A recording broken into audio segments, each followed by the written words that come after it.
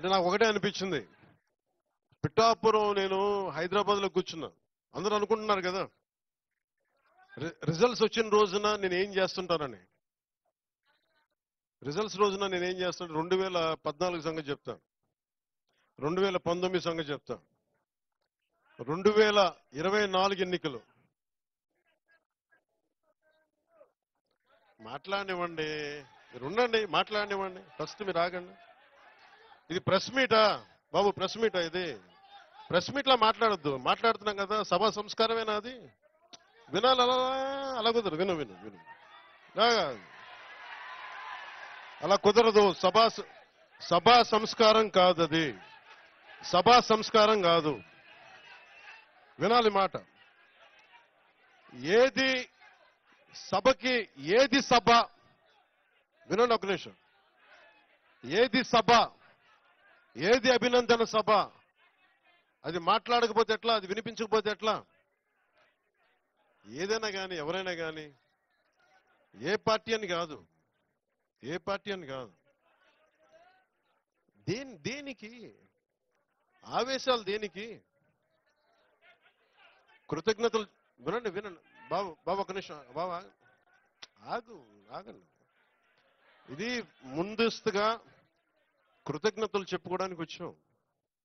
సమస్య ఏమైపోయిందంటే పవన్ కళ్యాణ్ అనగానే అందరికీ అలుసు చులకన అయిపోయింది.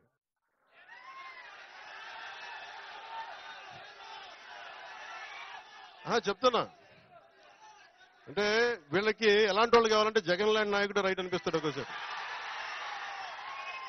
ఇంటర్వ్యూలు ఇవ్వడం, మాట్లాడితే కొడతాడు, బెదిరిస్తాడు. వాళ్ళ దగ్గర భయంగా ఉంటారు, వాళ్ళ దగ్గర బలంగా ఉంటారు. ఇట్లా చేతులు కట్టుకుని కూర్చుంటారు. మనం ప్రేమగా ఉంటాం కదా, గుండె విప్పి మాట్లాడతాం కదా, అందుకని చులకన. అందుకని దయచేసి అందరూ కూడా, నేను చాలా గట్టి అని గుర్తుపెట్టుకోండి. భయాలు లేవు నాకు. ఎంత మొండివాడినో, ఎంత పట్టు పడితే వదలను గుర్తుపెట్టుకోండి. అందుకని నాతో మాట్లాడేటప్పుడు చాలా పద్ధతిగా మాట్లాడు. గుండెల్లో పెట్టుకొని మర్యాద ఇస్తాను, గుండెల్లో పెట్టుకొని.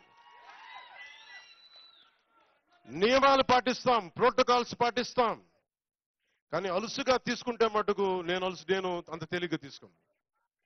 ఎందుకంటే నేను ఒక వ్యవస్థని నడపాల్సిన వాడిని. ఒక వ్యవస్థను నడపాల్సిన వాడు. కొన్నిసార్లు నేను గట్టిగా ఉండక తప్పదు. నాకు ఇష్టం ఉందా లేదా అని కాదు, గట్టిగా ఉండక తప్పదు. నేను మీకు మాట ఇచ్చాను, లా అండ్ ఆర్డర్ చాలా చాలా బలంగా ఉంటుందని చెప్పాను. ఆయన చెప్పిన బాధ నాకు అర్థమవుతా ఉంది. అట్రాసిటీ కేసుల గురించి ఏమంటారని. అది ఖచ్చితంగా అది ఉమ్మడి మనకి తెలుగుదేశం నాయకులు ఇచ్చిన ప్రణాళిక. అది కూటమి తీసుకుంది, ఖచ్చితంగా చేస్తాం అది. కానీ ఇది ఆ సందర్భం కాదు. ఇది జనవాణి కార్యక్రమం కాదు. ఇది మాట్లాడటానికి ఇది ఆత్మీయ సభ. ఇది ఆత్మీయ సభని ఆత్మీయ సభగానే మాట్లాడుకుందాం.